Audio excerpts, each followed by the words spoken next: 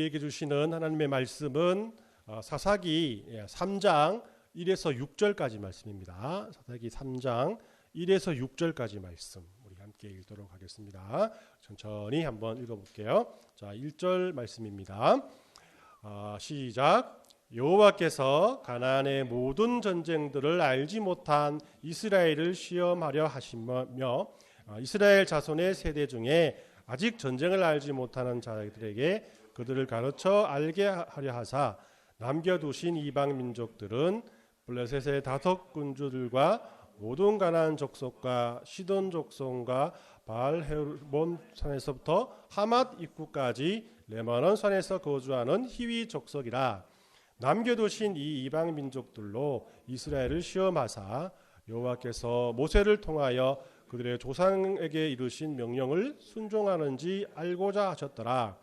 그러므로 이스라엘 자손은 가나안 족속과 헷 족속과 아모리 족속과 브리스 족속과 히위 족속과 여부스 족속 가운데 거주하면서 그들의 딸들을 맞아 아내로 삼으며 자기 딸들을 그들의 아내들에게 주고 또 그들의 신들을 섬겼더라. 아멘. 네, 우리 이번 한 주간은 아까 제가 말씀드린 것처럼 고난 주간으로 이렇게 지나게 됩니다. 이 고난 주간은 예수님께서 십자가에 돌아가시고 또 부활하신 마지막 한 주간을 의미 있게 생각하고 또 예수님의 생애와 십자가의 고난을 기억하고자 지키는 이 절기 중에 하나입니다. 그래서 이제 이 가톨릭이나 많은 이 개신교 교단에서는 이 한 주간에 뭐 금식을 하거나 아니면 뭐 세족식을 하거나 또 이제 기도회를 하거나 이런 하거나 하는 그런 것들을 이렇게 개최하지만 원래 저희 교회에서는 오늘 이렇게 예배 끝나고 난 다음에 배부해드리는 고난주간 묵상집이 있습니다. 그걸 가지고 개인적으로 묵상하는 시간을 가지고요. 또 월요일부터 토요일까지 매일매일 하루하루 이 찬양 맛집을 통해서 올려지는 이 고난주간 찬양 묵상을 통해서 예수님의 고난을 생각하고 또 함께 찬양하는 시간을 가지려고 합니다. 특히 이번 성도들이 각자 직접 찬양하는 영상들이 매일마다 올라가거든요. 그래서 참 함께 부르면서 그때의 감동을 또 생각해 주셨으면 좋겠고 모든 성도들이 적극적으로 동참해 주셨으면 더욱더 큰 은혜를 받을 것 같습니다. 네, 우리 지난 시간은 하나님께서 이스라엘 백성들을 고난 중에 지내게 하신 것은 그들을 정죄하기 위한 것이 아니라 그들을 하나님의 백성으로 바르게 살아가게 하기 위한 이 교육 방침이었다라는 것을 이 말씀을 통해서 살펴보았습니다. 그리고 하나님께서 이스라엘을 바르게 이끌기 위해 시험이라는 방법을 사용하셨다고도 오늘 본문은 우리에게 말씀하는데 우리 3장 1절 4절을 한번 제가 읽어보겠습니다. 여호와께서 가나안의 모든 전쟁들을 알지 못한 이스라엘을 시험하려 하시며 남겨두신 이 이방 민족들로 이스라엘을 시험하사 여호와께서 모세를 통하여 그들의 조상들에게 이르신 명령을 순종하는지 알고자 하셨더라. 우리가 일반적으로 시험은 세 가지 유형이 있다고 할 수 있어요. 선발을 위한 시험이 있겠고, 그죠? 검증을 위한 시험이 있겠고, 또 교육을 위한 시험이 있을 것입니다. 근데 우리가 대부분 사람들이 시험이라고 하면은 선발이나 검증을 위한 시험을 생각하게 되죠. 그러나 이 성경에 나와 있는 하나님께서 하시는 모든 시험들은 우리를 교육하는 것에 관련이 있다라고 할 수가 있어요. 성경을 살펴보면 하나님께서는 이 사람들을 선발하고 검증하기 위해서 사람 스스로가 시험을 계획하고 주도하시는 분이 아니시라고 말씀을 합니다. 왜냐하면 어차피 우리가 구원받은 것은 우리가 하나님의 어떤 시험에 합격했기 때문이 아니라 일방적인 그 하나님의 은혜이기 때문인 것이죠. 만약 하나님께서 우리를 선발하시거나 검증하기 위해서 시험했다면은 애시당초 우리는 하나님의 자녀가 되지 못했을 거예요. 지금도 우리가 함께 모여서 예배드리지 못한다는 거죠. 그렇기 때문에 그리스도인들은 하나님께서 주신 시험을 통해서 테스트를 받는 것이 아니라 하나님의 인도함을 받는다라는 그런 생각들을 해야 된다는 것입니다. 그리스도인들은 이런 사실을 이렇게 잘 알고 있음에도 불구하고 시험이라는 표현을 만나면 흔히 또 이런 질문을 하게 됩니다. 왜 하나님은 자기 백성들을 바르게 이끌기 위해서 시험이라는 방법을 택하셨을까? 그렇지 않습니까? 우리 훈육을 한다면은 다른 방법도 많을 텐데 어차피 시험을 이겨내지 못할 것을 다 아시면서 이스라엘이 실패할 것을 뻔히 아시면서도 왜 굳이 그 시험을 통해서 그 사람들을 고통스럽게 하는가라는 것이에요. 이런 질문을 하는 사람들은 또 십중팔구 여기에 더 하나를 더해서 이런 또 질문을 하죠. 하나님은 아담과 하와가 선악과를 먹을 것을 아시면서 무슨 이유로 선악과를 만드셨는가라고 이렇게 질문을 하게 됩니다. 그러면 과연 하나님께서는 이 뻔히 알면서도 잘못을 저지르는 이 놈들을 위해서 또 혼내기 위해서 지키지도 못할 명령을 내리시는 그런 악한 취미를 가진 그런 신이신가? 우리는 이 자기 멋대로 이 세상을 살다가도 어떤 장벽에 부딪히게 되면 이런 식으로 하나님을 원망하게 됩니다. 이 세상 속에서 자기 마음대로 평생을 살았음에도 일이 뜻대로 되지 아니하면 그 이유를 하나님의 탓으로 돌리면서 마치 하나님께서는 자신이 인형극에 나오는 꼭두가시 인형처럼 하나님께서 움직이시길 원하신다라고 하나님을 원망할 때가 많다라는 것이에요. 그러나 이 하나님은 인간을 비인격적인 꼭두가시 인형으로 생각하지 않는다라고 성경은 틀림없이 말합니다. 오히려 하나님께서는 인간을 인격체로 존중하셨다라고 말씀을 하죠. 그렇기 때문에 우리 여러분 잘 아시는 창세기 2장 7절 말씀에 보면 여호와 하나님이 땅의 흙으로 사람을 지으시고 생기를 그 코에 불어넣으시니 사람이 생명이 된지라라고 이렇게 말씀을 합니다. 하나님께서 사람을 만드실 때 자기의 형상대로 만드시고 거기에 하나님의 영을 넣으셔서 그 피조물이 인격체로 살아가게끔 만드셨다라는 거예요. 이렇게 우리들을 인격체로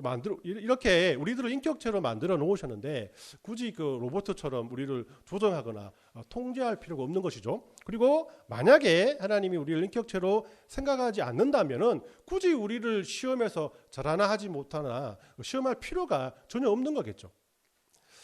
그렇다면 하나님이 이스라엘을 시험하는 이유가 무엇인가? 그 이유는 우리가 지난 설교 시간에도 살펴보았던 것처럼 이스라엘이 어려운 상황 속에서도 하나님을 의지하고 하나님의 말씀에 순종하였는지 그렇지 아니했는지 하나님께서 알기 원하셨기 때문이라고 말씀하는 겁니다. 그만큼 하나님께서는 이스라엘을 사랑하시고 이스라엘에게 관심을 가지고 있다는 의미겠죠. 왜냐하면 하나님께서 직접 우리들을 창조하셨기 때문인데 하나님께서는 자신이 만든 피조물을 그냥 내버려 두시지 않으시고 일일이 간섭을 하시면서 보살피시기를 원하시는 사랑의 하나님이시기 때문이라는 겁니다. 오늘 본문을 보면 하나님께서는 이스라엘의 순종 여부를 또 이렇게 전쟁이라는 방법을 통해서 판단하시겠다고 말씀을 하거든요. 왜냐하면 이 전쟁은 이 삶과 죽음의 무대이기 때문에 삶과 죽음의 무대인 만큼 이스라엘이 오직 하나님을 신뢰하는지 그렇지 않는지의 여부가 명확하게 드러나는 인생의 장르입니다. 하나님을 신뢰하면 어떻게 되죠? 살아 있겠지만 하나님을 신뢰하지 않으면 어떻게 돼요? 죽으니까 이 인생의 장르가 완전히 확실히 구별될 수밖에 없는 거죠. 그리고 이 좀 잔인하기도 하지만 하나님께서는 전쟁의 방법을 택하셔서 이스라엘을 시험하신 또 다른 이유는 이스라엘 백성들의 아버지와 할아버지들이 벌써 모세와 여호수아와 함께 출애굽과 가나안 전쟁을 통해서 이 시험을 겪어봤고요. 또 그만큼 이 시험에 대한 노하우가 이스라엘 백성들에게도 어느 정도 있었기 때문이에요. 아무리 하나님을 알지 못하는 세대이지만 이들 역시도 광야에서 삶을 살았고 거기에서 구름 기둥과 불 기둥을 봤을 것이고 또 만나와 메추라를 함께 먹었을 것이고 또 반석에서 나오는 물을 통해서 그들의 목마름을 죽였을 것입니다.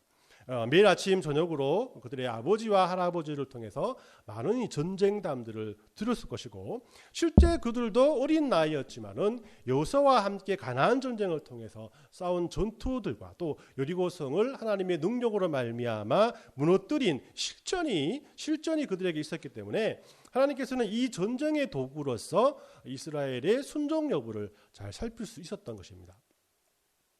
하나님께서는 이렇게 전쟁이라는 도구를 사용하셔서 이스라엘 백성들이 가나안 땅에서 살아남기 위해서는 자신들이 군사적으로 강한 대국이 되거나 아니면 경제적으로 굉장히 부강한 나라가 되어야만 한다는 것이 아니라 하나님만을 의지하며 살아가는 것이 진정한 살롬의 삶을 살 수 있는 유일한 방법이라는 것을 그들에게 가르치기를 원하셨다라는 겁니다. 그래서 하나님께서는 이스라엘을 가르치시고 시험하시기 위해서 많은 열국들을 남겨놓으셨다라고 3절 말씀에 말씀하시거든요. 이스라엘을 위해서 남겨놓으신 열국들을 3절을 이렇게 말합니다. 블레셋의 5 군주들과 모든 가나안 족속과 시돈 족속과 바알 헤르몬 산에서부터 하맛 입구까지 레바논 산에 거주하는 히위 족속이라고 말합니다. 우리 PPT에 보면 지도를 볼 수 있는데요. 제가 지도를 준비했습니다. 대단하지 않습니까? 그죠? 예.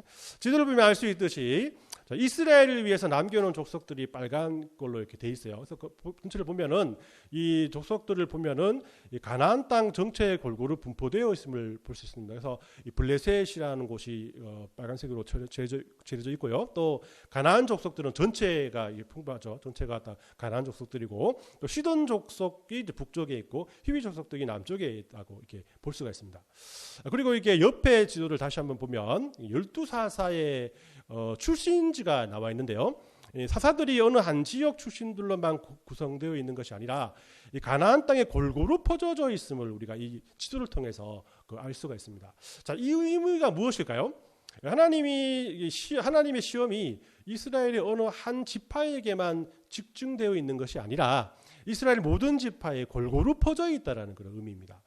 어떤 면에서는 이들 중에 가장 강력한 그 족속들이 바로 블레셋이라는 나라예요. 우리 여러분들 보실 때 왼쪽에 보면 있죠, 그죠? 이 블레셋 나라에 5 도시 국가들이 있는데 이 국가들이 전부 다 이 지중해 연안의 물류의 고통지에 있었기 때문에 아주 강력한 힘을 가지고 있었고 또 어떤 면에서는 이스라엘의 가장 큰 적이었을 것입니다. 그러나 이 사사기를 보면 삼갈과 삼손이 사사였을 시기에만 이스라엘은 블레셋의 수중에 들어갔던 거예요. 이걸 보면은 이 경제적으로나 군사적으로나 큰 힘을 가진 나라만이 가나안 땅을 지배한 것이 아니라 하나님께서 허락하신 족속들이 가나안 땅을 점령했음을 이렇게 말씀해주고 있고요. 또 이런 상황을 볼 때 이 모든 역사가 하나님의 손에 달려 있다라는 것을 말해주는 겁니다. 그래서 약속의 땅 가나안에서 샬롬의 평화를 누리며 살아가는 유일한 길은 강력한 힘을 가진 나라들의 눈치를 보는 것이 아니라 이 모든 역사를 주관하시는 하나님을 의지해야 한다는 것을 이 2장의 우리 지도를 통해서 잘 알 수가 있는 것이죠. 자, 넘어갑니다. 자, 위에서 언급한 이야기들을 다시 한번 이렇게 생각해 보면 이런 겁니다. 하나님께서 이스라엘을 하나님의 백성으로 살게끔 전쟁이란 도구를 통해서 시험을 하셨다는 거예요. 그리고 우리는 그 하나님의 출제의 의도를 잘 알고 있습니다. 그렇다면 이스라엘은 이런 하나님의 시험에 대해서 출제자의 의도를 잘 깨닫고 이 문제를 잘 풀어갔을까라는 그런 질문이에요. 우리는 이 사사기의 내용들을 읽어봤기 때문에 이스라엘이 하나님의 시험을 잘 풀지 못했음을 알 수 있습니다. 못 푼 정도가 아니라 어떤 면에서 낙제 점수를 받을 정도의 그런 삶을 살아갔죠. 그래서 하나님께서는 이 사사기를 통해서 이들의 시험 성적을 빨간 펜으로 풀이하시고 또 이스라엘의 오답 노트를 만들어서 그들에게 줍니다. 다시는 이런 일이 없도록 하여라라고 오답 노트를 만들어 주는 거죠. 그래서 오늘은 이 설교 제목처럼 하나님께서 그들에게 주신 이스라엘 백성들의 오답 노트에 대해서 제가 살펴보려고 합니다. 우리 3장 5, 6절 말씀을 보면요, 이스라엘 백성들이 가나안 땅에서 하나님의 시험을 어떻게 치루었는지에 대해서 설명해주고 있고요. 또 이것을 저는 이스라엘의 잘못된 선택에 대한 하나님의 오답 노트라고 봤던 것이에요. 여러분들이 이 오답 노트가 무엇인지 잘 아시죠, 그죠? 한 번도 만든 적이 없으시다고요? 저도 마찬가지입니다만은 이 시험을 치면서 이게 많이 틀리는 부분들을 따로 이렇게 정리를 해놓으면 다음 시험 칠 때에 준비하기가 쉽고 또 좀 더 좋은 성적을 올릴 수가 있는데, 그죠? 이때 사용하는 이렇게 메모가 오답 노트입니다. 이것이 중요한 이유는 우리가 오늘 주신 말씀 속에 있는 이스라엘의 오답 노트를 통해서 우리의 삶 가운데에서 일어날 수 있는 어려움을 우리는 어떻게 준비해야 할 것인가에 대한 기준을 그 오단 노트를 통해서 삼을 수 있기 때문입니다.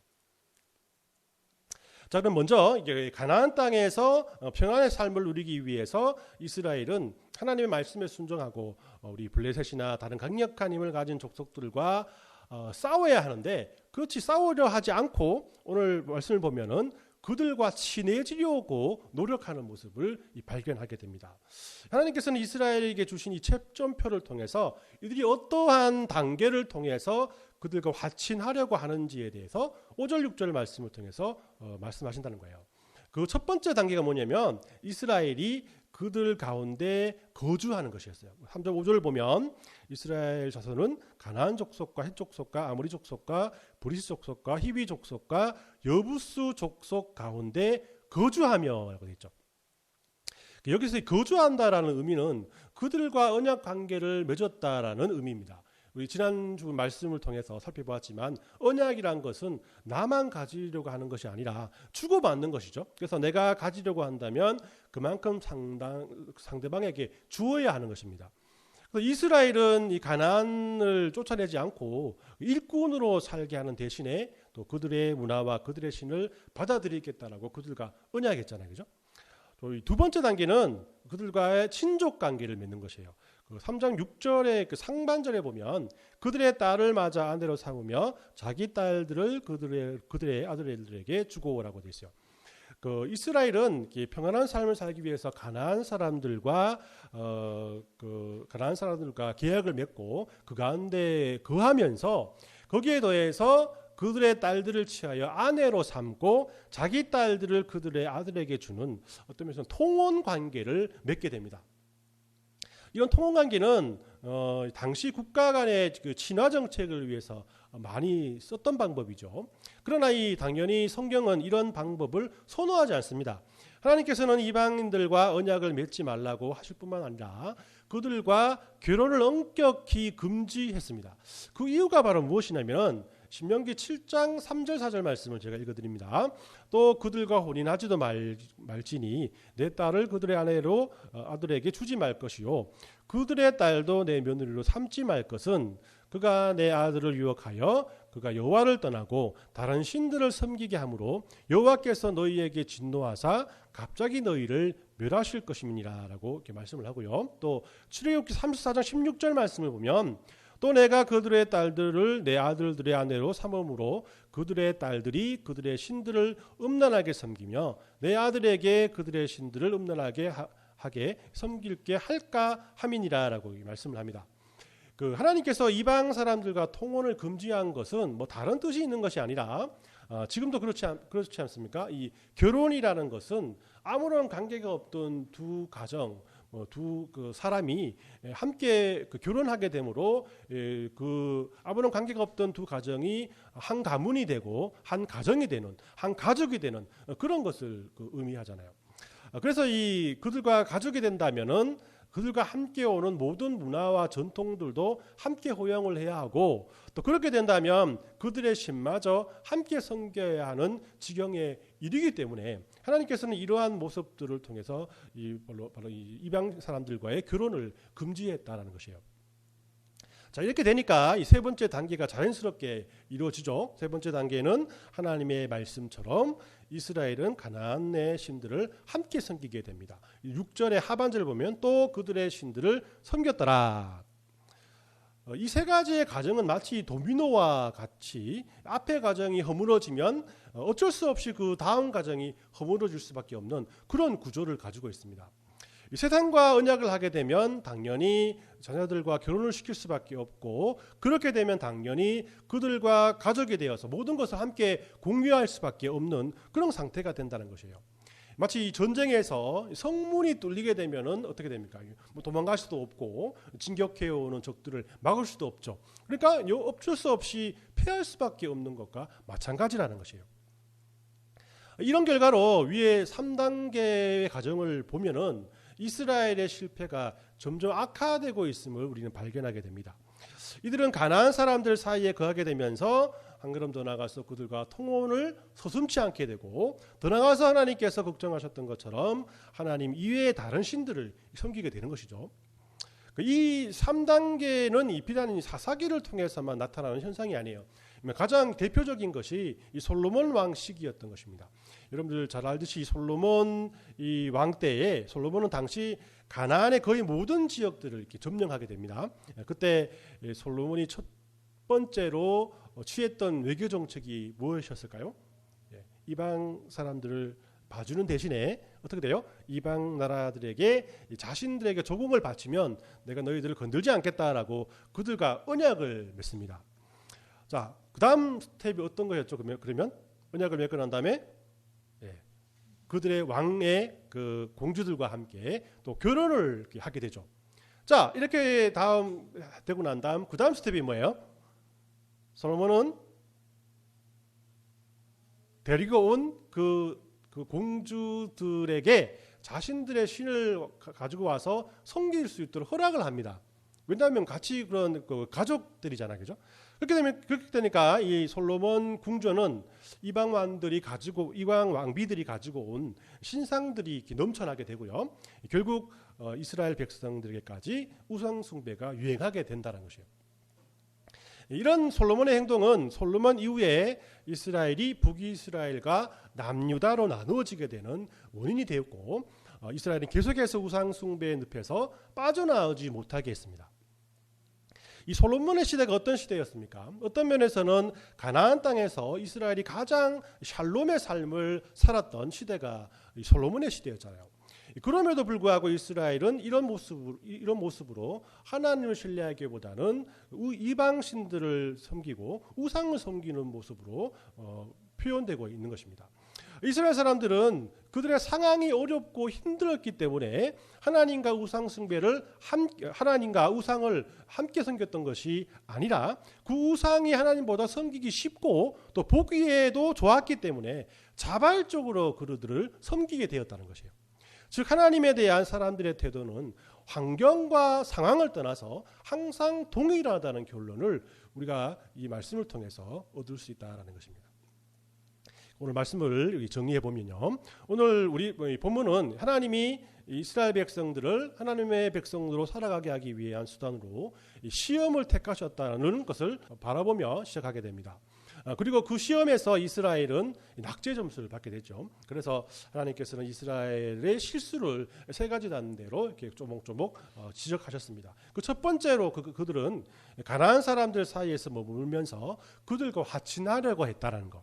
그 두 번째로는 그것으로 끝나는 것이 아니라 그들과 결혼하며 통혼을 하면서 그들과 가족이 되었다는 것. 그 세 번째로는 하나님의 경고처럼 그들은 하나님과 우상을 함께 섬기는 어떤 면에서는 하나님을 의지하지 않고 다른 신을 더 섬기는 그런 사람이 되었다라는 것입니다.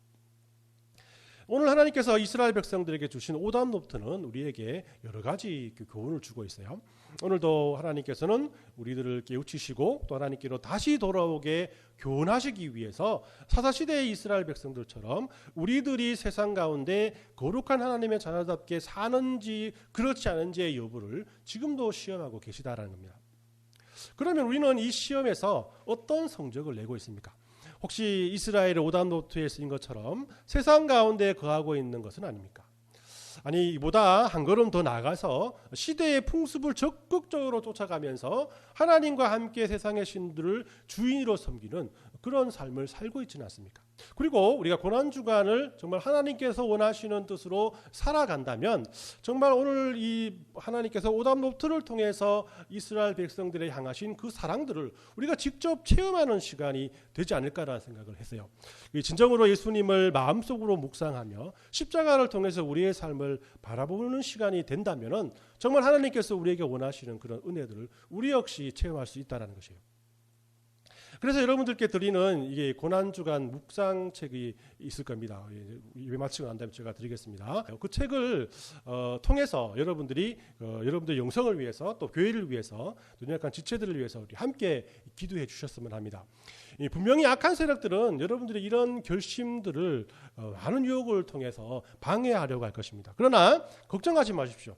여러분들에게는 이스라엘의 오답 노트가 있지 않습니까?